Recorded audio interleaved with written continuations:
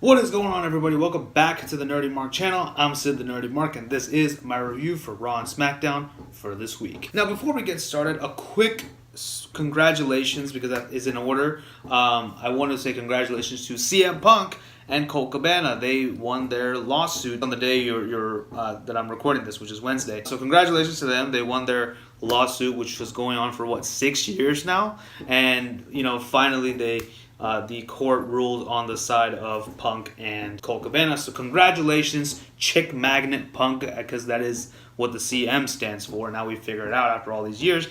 And of course, Colt Cabana. So that's good. I'm glad that all that is settled. Dr. Aman, advanced, wishing you all the best on your future endeavors.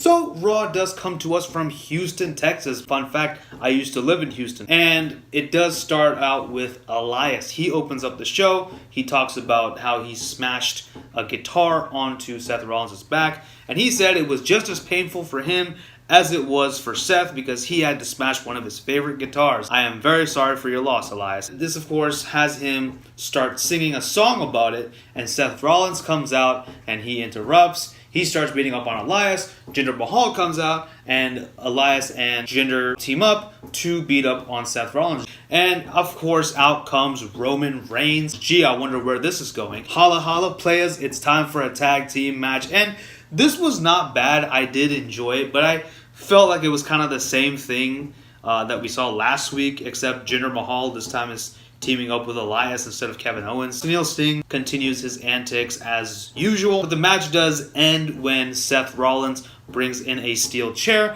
But of course, Elias hits the drift away onto the chair, onto Seth Rollins, and wins for the heels. I'm guessing that Seth Rollins is retaining his IC title at Money in the Bank. Next up, we had Curt Hawkins in the ring. Good to see that you're still around, buddy. And he has a table of tacos laid outside the ring. And he says that this is his 200th match and he is not going to lose. He's going to win. And once he does, everybody is getting a free taco. Mighty nice of him. He wrestles a jobber who goes by the name of James Harden. No, not this guy. A wrestler who goes under that moniker because I guess, Houston Rockets player James Harden. This is a fun match. It looks like Curt Hawkins is finally going to get his first win, but Baron Corbin comes in and ruins the fun, as he usually does, because it is his MO. He comes in, hits the end of days onto James Harden, and costs Curt Hawkins the match, and then proceeds to dump the entire table of tacos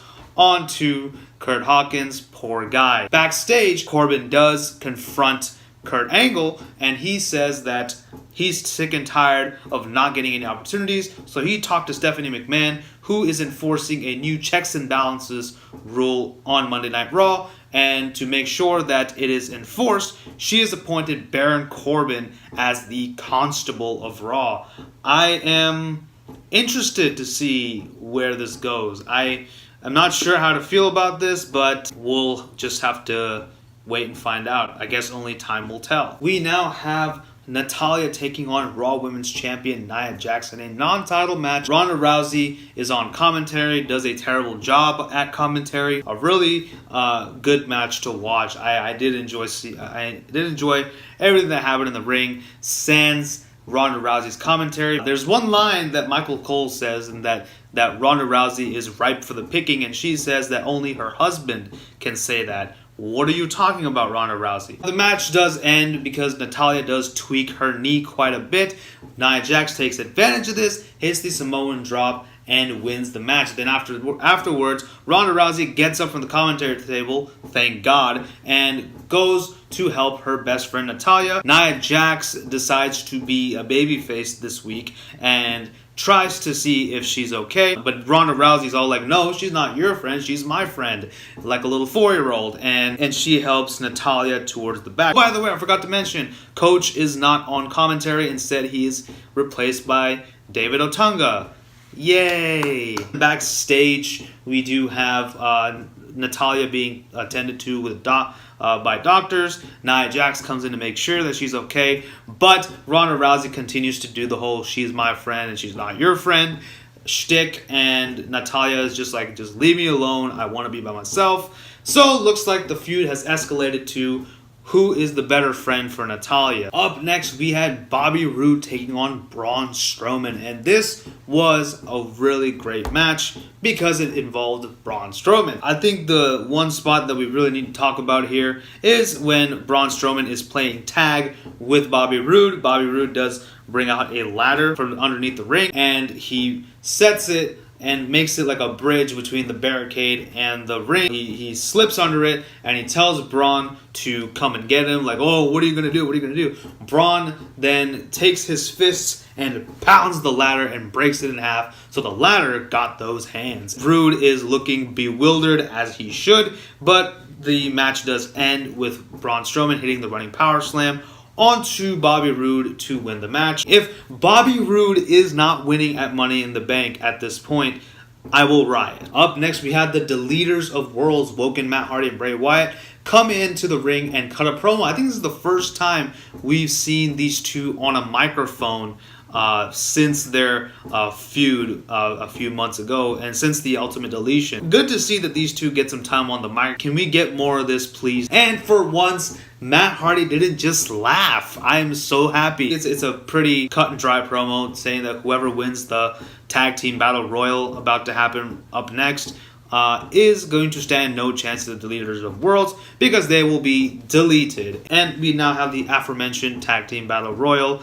This was fun. It was good. It was cool. It was pretty quick. The first people to get eliminated were Dolph Ziggler and Drew McIntyre, so I guess they're kind of teasing a split. Hopefully it's not just yet. One of them is going to turn on the other at some point. Just you wait, because Vince McMahon hates tag team. I do think it's going to be Drew turning on Dolph, and they're obviously going to have a match eventually, so that's going to be okay. The match does end when the last two tag teams are the B Team and Heath Slater and Rhino. Heath Slater accidentally eliminates Rhino, which of course has the B Team, which basically means the B Team win the match, and they will go to Money in the Bank to face off against Bray Wyatt and Matt Hardy. Up next, we have a segment that was really confusing. But then again, this whole feud has been confusing. So Bobby Lashley does come into the ring to respond to Sami Zayn. But then again, that's exactly what he's been doing. He's had an answer for everything Sami's thrown at him. Even though he should be kind of angry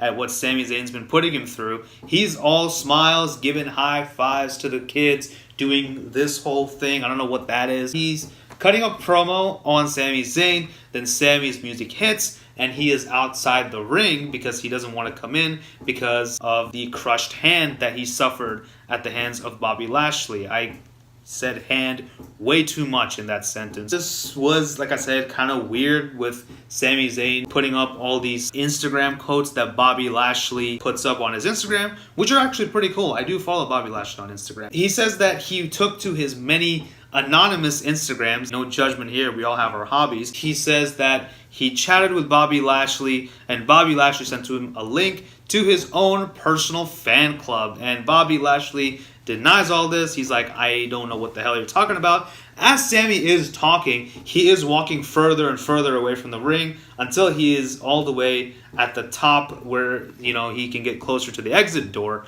So Bobby Lashley's like, what are you doing and where the hell are you going? My sentiments exactly, Bobby. The promo does end when Sami Zayn questions Bobby Lashley about his military career, and that pisses off Bobby, and he takes off his jacket looking like he's about to do something, but he doesn't. He just stands there looking all angry, and Sami Zayn escapes. So what was the point of all this exactly? I don't know. I don't care. We now had Alexa Bliss, Ember Moon, and Sasha Banks take on the Riot Squad, and the story going on here is that Alexa Bliss allegedly injures her leg earlier on in this match, leaving the match early and leaving Ember Moon and Sasha to fend for themselves. Luckily for them, a Wild Bailey appears out of nowhere and saves them and hits the Bailey to belly onto Sarah Logan, which is super effective and wins the match for the babyfaces. Unfortunately for them, we have Constable Corbin lurking in the background with Kurt Angle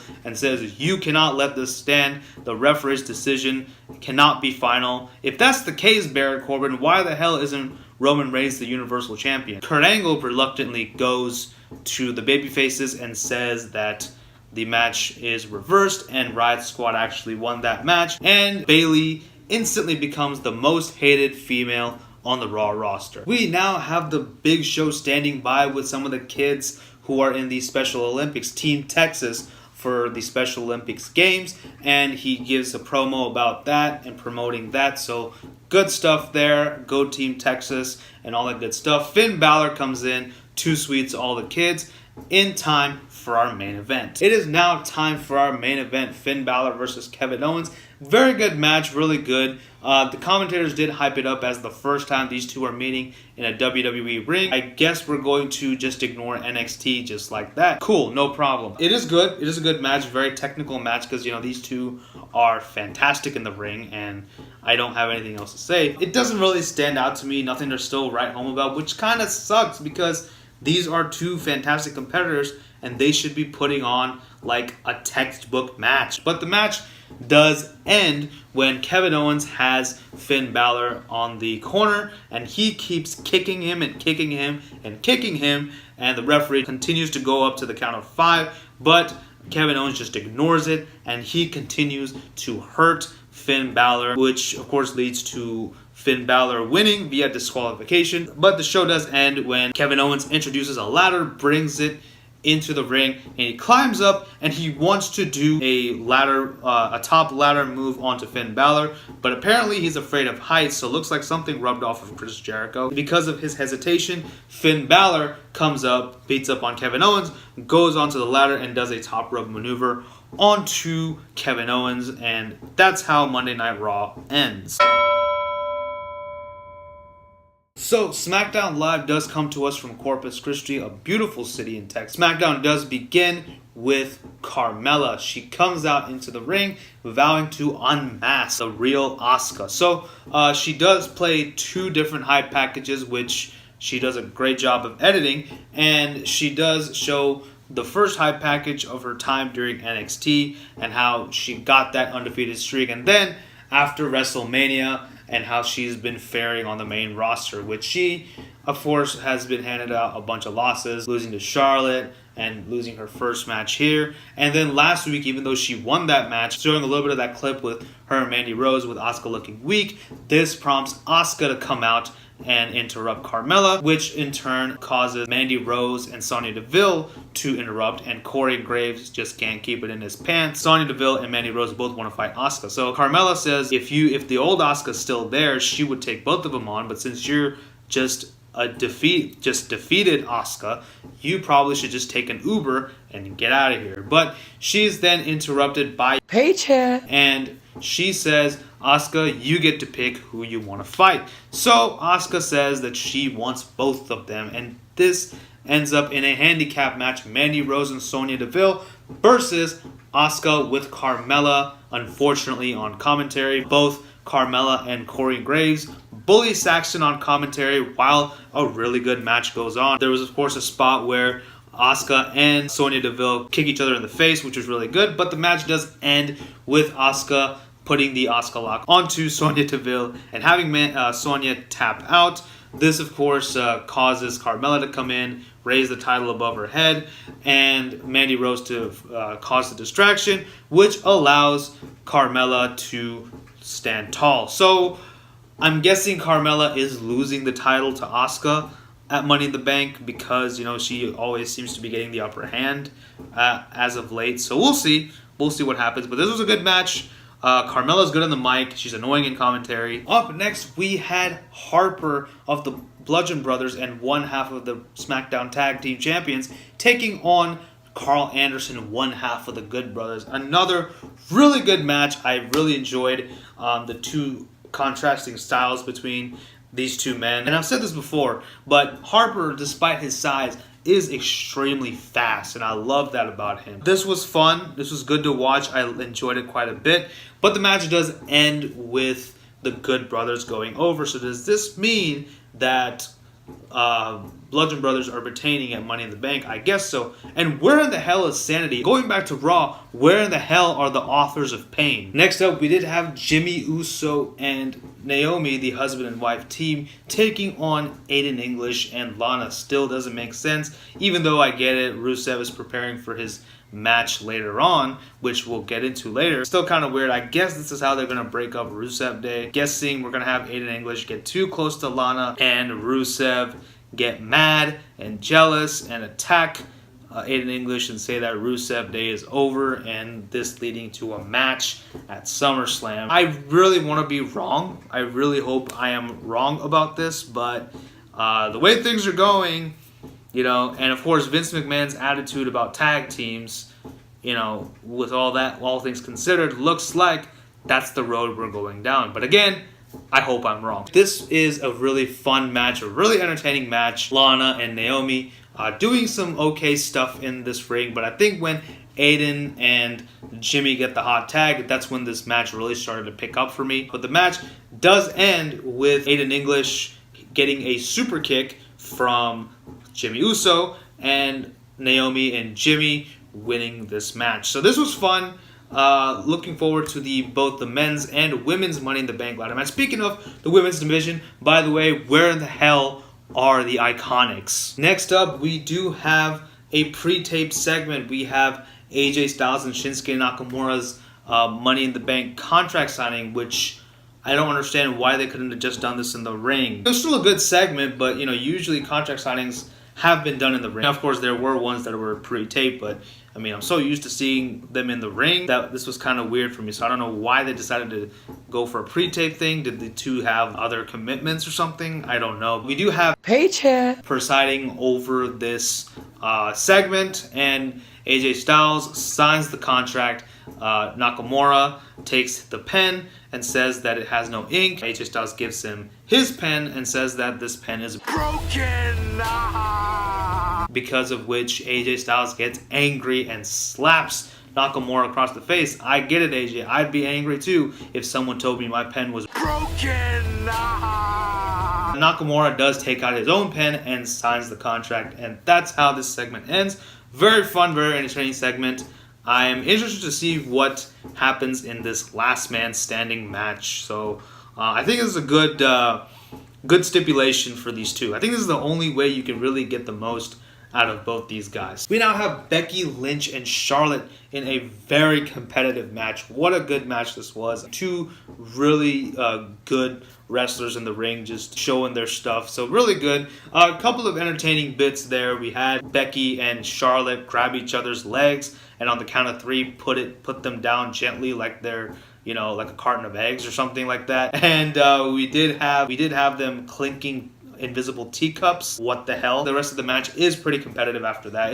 That's kind of when it really picks up for me. But it does end with Becky Lynch hitting the disarm her onto Charlotte and Charlotte tapping out. And in the end, in a show of good sportsmanship, Becky and Charlotte do hug it out. I was half expecting Becky to kind of turn on Charlotte here, but I mean, I guess we're gonna save that. If we ever do have Becky turn heel, I would want it to be on Charlotte. Earlier on, we did have Renee Young standing in the crowd and bringing out Big Cass, who joins her, and she asks about Daniel Bryan, and Big Cass cuts another promo about his height and Daniel Bryan's height and how he is shorter than Big Cass, so Big Cass is going to beat him because apparently a good small man can't beat a good big man or something along those lines. What the hell are you talking about, Big Cass? What the hell was this promo? Why are we continuing to compare size? I don't know, man. I don't understand why we're still having this match. I thought this feud was over and we could just move on to Miz versus Daniel Bryan, but apparently we can't have that because we can't have nice things. This was an okay promo. I guess Cass is getting better at his mic skills. There's genuine heat behind Big Cass, so that's good, but I'm sorry, I just can't get invested in this feud, especially if the basis of your feud is I'm taller than you, so I can beat you. Hopefully this is the final nail in the coffin in this feud, and we can just shut the door on this and move on. Earlier on, we had The Miz practicing his Miz-jitsu, and he's interrupted by the New Day, who say, "We are very sorry for playing all those jokes on you. We're going to take things very seriously. We have all three of our names in this hat. We want you to pick our name from here, and whoever name you pick is going to be the person in the Money in the Bank ladder match. So Miz is about to do so, but Kofi Kingston says, no, you need to be blindfolded, no peeking. So he blindfolds the Miz, and they do the old switcheroo, and they switch hats, and Miz dips his hand into a handful of pancake batter, which he proceeds to splatter on the New Day's face. Definitely no room for sex jokes here. This leads to our main event, the New Day versus Samoa Joe, Rusev, and The Miz, all of who are going to be in the Money in the Bank ladder match. So, really good main event. I thought good way to end out the show. One cool spot that I want to talk about here, we have Miz directing traffic, meaning Rusev and Samoa Joe, bringing Big E into the ring, and Joe and Rusev hold Big E while The Miz takes the platter of pancakes that Kofi Kingston came out with. He takes those pancakes and he wants to hit it onto Big E, but he gets distracted and he instead splatters Joe and Rusev, and they beat up The Miz and leave. This, of course, helps the New Day set up for the big ending to win the match, so they have some momentum on their side. So that's how the show ends. So overall, I think both shows didn't really do anything of substance, in my opinion. I would say SmackDown was just a little bit better, but only by this much. It wasn't that great. I mean, Raw is kind of improving a little bit, but you know, I think honestly the biggest thing that's holding them back is this Sami Zayn and Bobby Lashley feud, and even the Roman Jinder feud. I didn't really care about either of these feuds. I know that Roman and Jinder did have a segment which ended with both of them beating each other up, but I didn't talk about it because I really didn't care about this feud, so just forget it. That kind of sucked. Even on SmackDown, the Daniel Bryan versus Big Cass feud, I don't know where this is going. And we even had, of course, a segment with Almas and Sin Cara, and they're going to have a match next week. It should be a good match, but again, why are they even having this feud? I mean, I kind of get the feud, but I still don't really care.